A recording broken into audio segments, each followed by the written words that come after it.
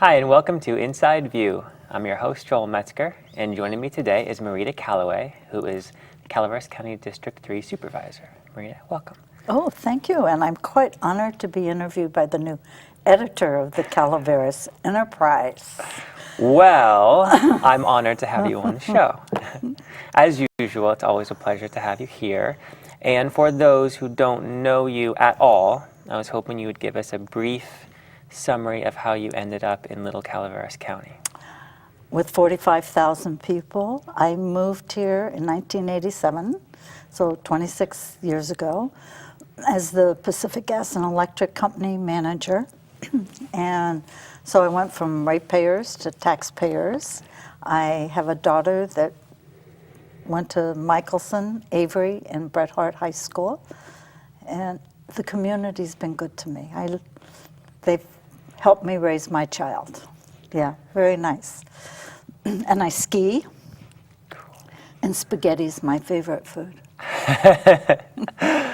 And your first date was in 6th grade. My first date was in 6th grade. And you wore what kind of a dress? That's cheating. That was an off-the-camera comment, Oh, okay. Mr. Metzger. So tell me this, when you did move from private to public, what made you decide to go after being a supervisor? It was just a moment in time, and I wanted to buy an art gallery, and the one I wanted wasn't available. And then I thought, well, I'd like to buy a hardware store, even though I don't know anything about hardware. I just felt like everybody in a community comes to a hardware store. And there was conflict going on in District 3, and so I ran for supervisor and won in 1993, September, and I enjoy it. It's a challenge. Just like the owner of a hardware store, you meet pretty much everyone through this job as well, I imagine. I meet a lot of people through this job, right. And now, since the last time we spoke, there's a new, District 3 is different. It now goes from the Alpine County line through Douglas Flat and a small part of Vallecito. So Bear Valley is not in Calaveras No. County, but that's a big part of the county. So from up near Absolutely. where the county line is, all the way down to Douglas Flat. And you used to go not even to Murphy's, is that right? No, that's correct. Okay. Right. How do you feel about the new districts? I think it's working out well. We've had meetings with people. In fact, I have to credit the Sid Marsh, who is Parks and Rec Director now for District 3, bringing the different groups together so that we have parks of Murphy's Park, Feeney Park, and White Pines Park, and we're all starting to talk and work together. I think the transition's been relatively easy, relatively smooth, and there's some common denominators, so. I mean, it almost seems like you were very involved with Murphy's even before you were. Yeah, I had been on the Murphy's Community Club before I was elected, so now, I mean, the Murphy's Community Club, they have music in the park. Greater Arnold Business Association has music in the park. We have, this summer, we have Ironstone, Bryce Station, Twisted Oak, Irish Vineyards, all doing venues. I mean, we're just a wealth of activities in the District 3 corridor, even though Twisted Oak and Irish aren't part of the district, but I drink their wine, so I guess that helps. Okay. What do you think makes your district special and unique in some of the issues that it faces as well as some of the positive aspects? The Ebbets Pass corridor, which is what I call District 3, is predominantly a second home tourism winery area. And we're very dependent on outdoor recreation. We're dependent on the wine industry. And it's different as in the west end of the county where you have big ag. Or we have Four Seasons, which I absolutely love. And we have just this straight highway with things happening all up and down the corridor. and a wealth of volunteers that make it happen. I mean, we have the Logging Museum, and that's exciting. If you've never done an interview at the Logging Museum, Mr. Editor, you need to do one. Okay. I mean, I was talking to somebody who lives in Sherman Acres, and they had a concert up there. We have people looking at Tamarack. So there's lots of things happening. I don't know. I think it's special. I'm fortunate to represent them. And they are part of the community. Oh, I have a new thing I'm doing now. Have you ever jumped a frog? Oh, you've jumped a frog. Oh, of course I've jumped a frog. Okay, well, there's many people on the Abbott's Pass corridor who are in the recreation business or the visitors business who haven't jumped a frog. So I started taking virgin jumpers to the frog jump. And we go on Thursdays, and I have them jump a frog, and then we go to the Frog Hotel, and then I take them to the Cattleman's Dinner, because the county fair is as much a part of Calaveras as the wineries are. And I want the Abbott's Pass corridor to know that that county fair is a county fair, not an Angels Camp fair. And so... One of the many things you're working on. Yeah. So you've mentioned there are so many things going on, great people, a lot of second homeowners, it's a beautiful road, and it's kind of a special place, but what are some of the challenges that come along with your geography as well as the district itself? Well, the challenges could be snow removal in the winter. And when we talk about the budget, which I really feel we should, snow removal is an integral part of that. I think having businesses that are sustainable is important to the corridor. The corridor has its own identity. It's not a sort of a commercial center like an Angels Camp or maybe a Valley Springs might be. Murphy's has the wine industry, which is predominant. In the Arnold area, it's not so much the wine industry as outdoor recreation. I mean, we have fishing and hiking. The Arnold Rim Trail has been a big boon to the corridor. What happens in Bear Valley also has an economic impact on the corridor. So those are things that I don't think there's so much just a challenge for the Arnold area, but for other areas of the county. I think you can go to other points of the county and find the same concerns about economic development. I mean, what does that mean? What does that look like? And we have the Greater Arnold Business Association, which is really working on trying to find sustainable ways to keep our community going.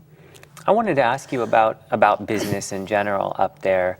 Arnold has developed a bit of a lack of businesses, it seems. Correct. Like. I hear reports of empty storefronts, and Correct. yet, as you mentioned, the Greater Arnold Business Association has taken that issue head on and is really trying to be creative in their ways Yes. to combat this and get businesses in there and support them. So if you don't mind, what's an update on that struggle between a poor economy and businesses going out, leaving, versus this kind of new innovation and enthusiasm for bringing businesses back? I'm not sure quite how to answer that.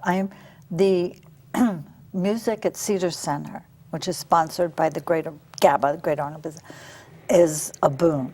The new owners of the Tallahan property were proposing to put wine tasting in there on the weekends. And it's really trying to encourage businesses to stay there, to encourage businesses to getting people to shop local. And I don't know how you do that. We have a wonderful environment. Houses are selling. The Independence Day parade that we had this year, I was told there were 10,000 people there. Well, so, I mean, how many stripes on the U.S. flag, do you know? Okay, 20s. 13. I tell you, because I For the give colony? trivia questions Okay. to the people sitting around me. What's your role in that parade? I'm one of the announcers. Oh, okay. And I give trivia questions. Oh, okay. And What do those stripes represent? what do they represent? Is it the colonies? The 13 colonies, that's right. Very cool. Now, Bear Valley is something that I think we all kind of know about, but what impact does it have specifically on the business? Significant impact. Of course, you know, the skiing community, the second homeowner community. It's a key economic engine at the east end of the county. The Ebbets Pass Scenic Byway also promotes the corridor. And we're trying to find, I'm on their board, and we're trying to do niche marketing for the Ebbets Pass Scenic Byway so that motorcycles or old cars or the Porsche Club, I mean, if I had one, you know, and the Ebbets Pass is gorgeous, and we just had the death ride, and I volunteer at the death ride, and there were people from out of this from Japan that were riding in the death ride, and from all over California and the United States. And even though it predominantly helps Alpine County, it's still a boon to any traffic that we get on the upper Ebbets Pass corridor. What is the latest on a new buyer for Bear Valley? I don't know. You don't know, but you're the person who knows everything up there. No, you're the editor of the newspaper, and I talked to one of your reporters, and he said you all are going to try and cover Bear Valley and Upper 4 corridor, which I'm hoping you do, because nobody really covers Alpine County and the Bear Valley end of it, and it's integral to Calaveras County, integral to Highway 4, and I would like to see the enterprise, if I could lobby you, to cover more of the Ebbets Pass corridor. Yeah, well, I think it's important to do our best to cover every bit of the county, and that's definitely one of them that we want to get to. I heard there's a deal kind of in motion there, and I imagine if that does go through, if someone is deep-pocketed, that could have an even bigger impact on your particular district. Are you optimistic about this? Yes, of course. I was up there Saturday. I go up there because I have quite a few there's pockets of constituents that live in the Upper 4 corridor. And the hotel, they're redoing the hotel because they had that flood. And so they're working on it, and I think the people on Bear are very optimistic. I haven't gotten my locker bill, so I'm hoping the ski area will be open. Yeah, well, I think that would be huge if it wasn't, but let's keep our fingers crossed on that one.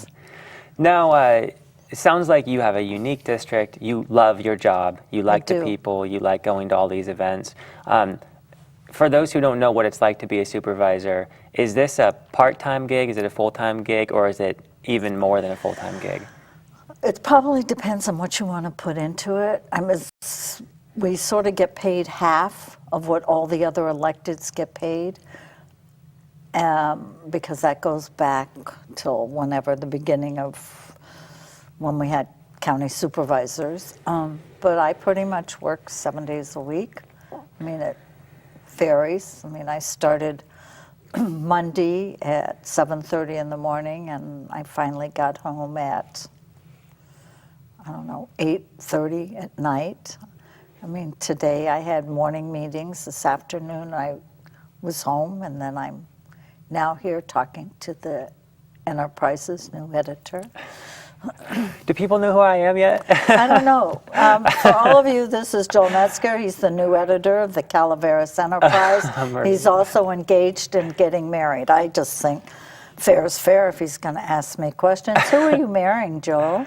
I'm marrying Emily Thompson. And when are you getting married? In late September. Good. And I am thrilled and excited by everything surrounding that. So tell me. You just changed the subject. Well, you know, I have to get back to you. It's about you today, Merita. You are now the senior board member. Correct. That is a different thing for you because you always had Mr. Tryon on there, who seemed to be the one who was on the board for longer than anybody. In fact, was he on the board in the 1800s? Probably. I think so, okay. So tell me, what is it like to now have the most experience and perhaps have a perspective that other board members don't? Well, I do have a perspective other board members don't. I mean, and they too will get a perspective. We have 3 new board members and one who's been on the board almost 3 years. Excuse me. And as a new board member, you always think you can just go in and change things. And you realize, 1, you need 3 votes, and 2, there's a lot of state rules or federal rules that cover what we do or can't do. And we have a wonderful staff. And every time a board member goes in and talks to one, that's general fund money that's paying for that person's time. So you learn to be respectful of staff's time, and you learn that staff is really there to help us help our constituents. And they're enthusiastic, the new board, and they ask good questions, they come prepared, and they soon will be experienced supervisors. Well, let's talk about a recent vote that was rather important, and I know it was just on a preliminary budget. Final budget's coming up this fall. When does that happen? Probably September. September. First, for those who aren't familiar with the budget, could you give a little overview of what it is the supervisors do? Just so it's probably the most important thing we do, but to simplify it, there's 2 parts to the budget: general fund and non-general fund. General fund is supported by your property tax dollars. The county of Calaveras gets about 17 or 18 cents out of every dollar. The rest goes to the school, the city, and special districts. So the non-general fund money is money that comes in from the federal government or the state. And pretty much they either have to live with what they get or that's it. There's very little general fund money that goes.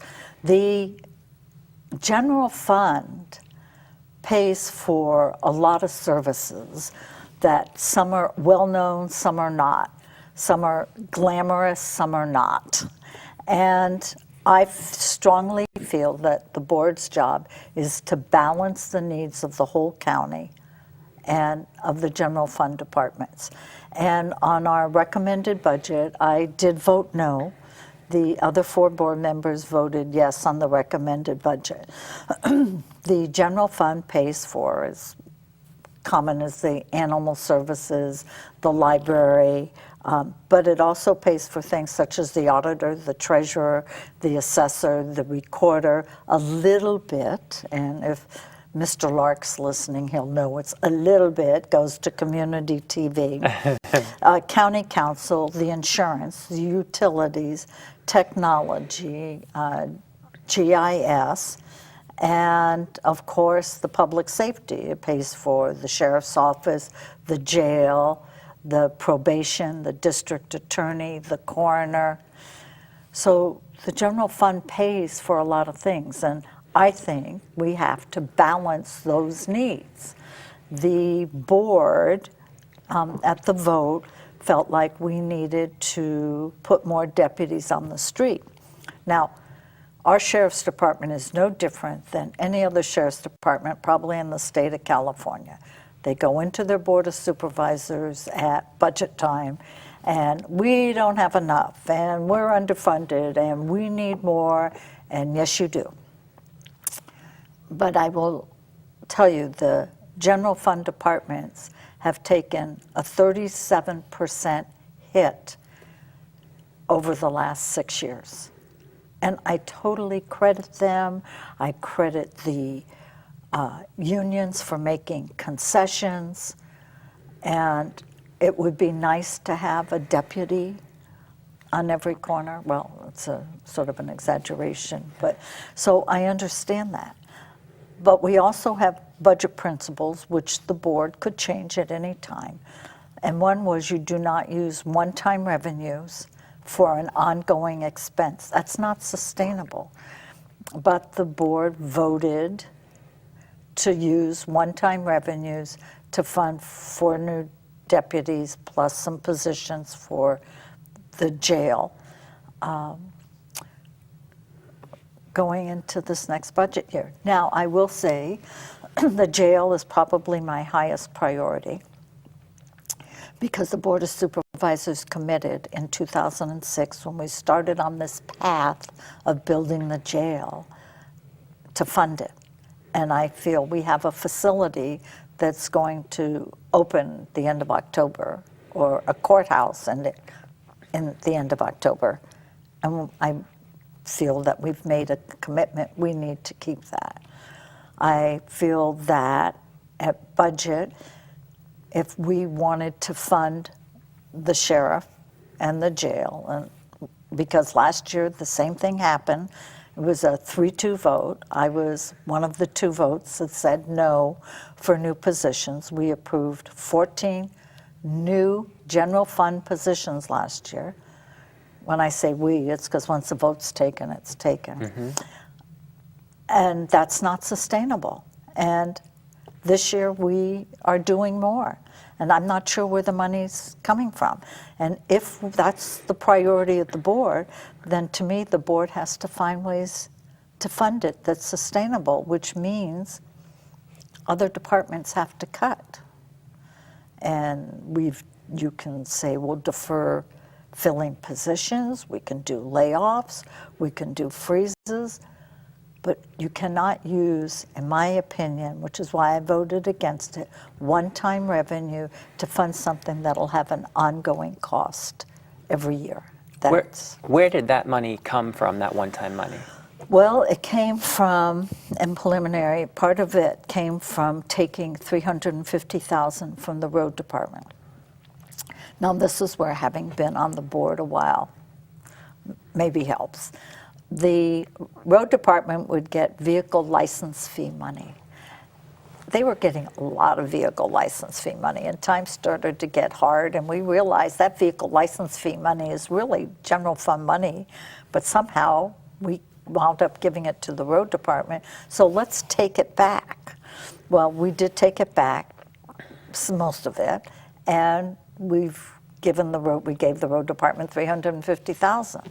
Well, for a department that's responsible for maintaining our roads, that was the only real general fund dollars they were getting.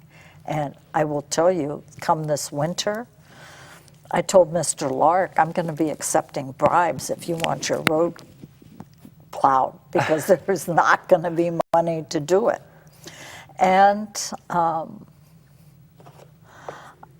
I just think that you have to make hard decisions as a board member, and budget is sometimes the time you have to make those hard decisions, which means if having more deputies on the street is the highest priority for the board, then the board has to find a way to fund it with ongoing revenues. And using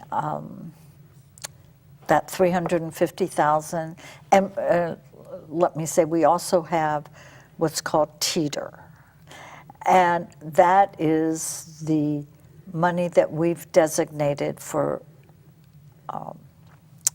technology. I mean, the board can change it at any time, but that's what we use to keep up with technology. So they're using that, $700,000 of that, to help pay for it. But that's also one-time money. As you can see, I'm somewhat passionate about the budget. Well, let me ask you this.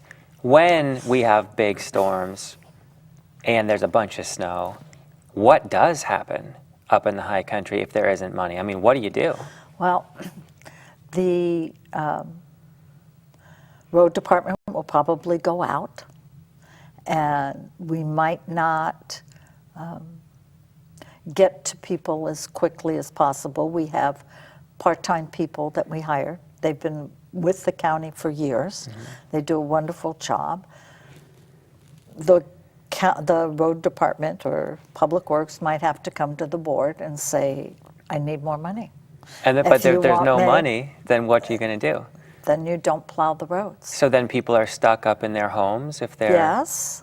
And the sheriff's office can't respond to calls if they Yeah, can't... well, yes, I mean, emergencies we could, but it's not as if we have a wealth of emergencies during storms. I think people are more concerned about medical. If it's past fire districts, really good about being able to get to you. And the fire district, CHP, all can get the road department to go wherever they want them to go. But yeah, and then 2 years ago, not 3 storms ago, we had a huge storm. It was down in Copperopolis. We had snow. Wow. San Andreas, there was snow. Yeah, if we have a storm, we spent over $1 million in snow removal that year. We average anywhere from $350,000 to $700,000 for snow removal. Let me just move on to one more thing. It's still budget related, but we only have a couple minutes left.